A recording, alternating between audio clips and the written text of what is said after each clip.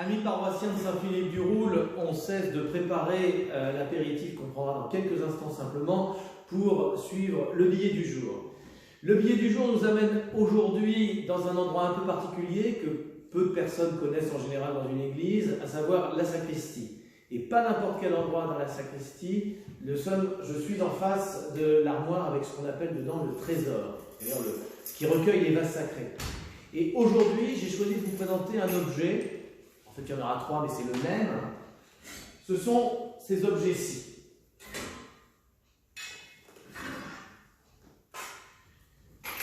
Certains d'entre vous les connaissent.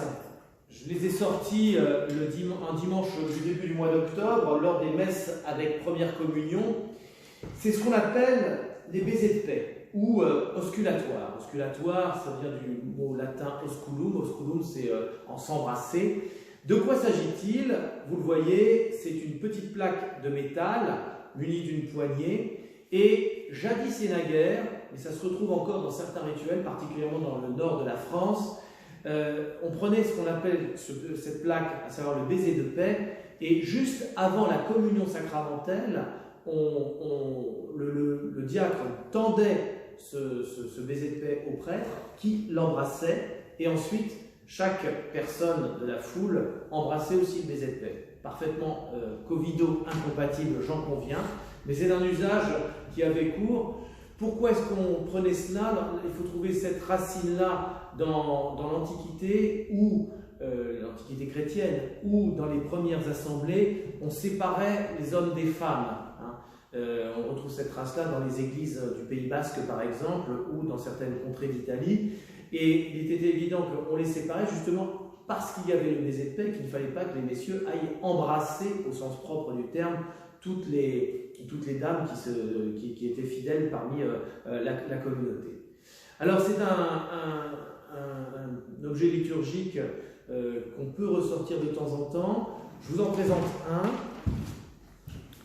Et on voit que ce qui est inscrit dessus, ici, il s'agit de l'agneau immolé, tel qu'on le trouve dans l'Apocalypse.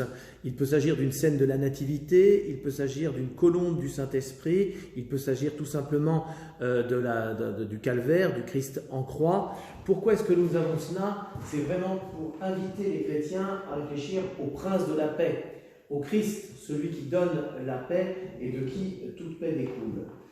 Nous puisons la racine, aussi la source de ces baisers de paix dans la fameuse phrase de saint Paul aux Romains, saluez les frères d'un saint baiser.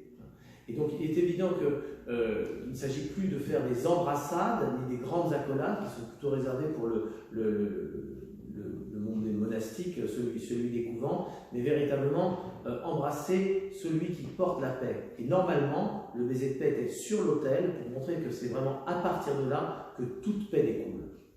Une prochaine fois, je vous présenterai une autre partie du trésor, le tabor. À bientôt.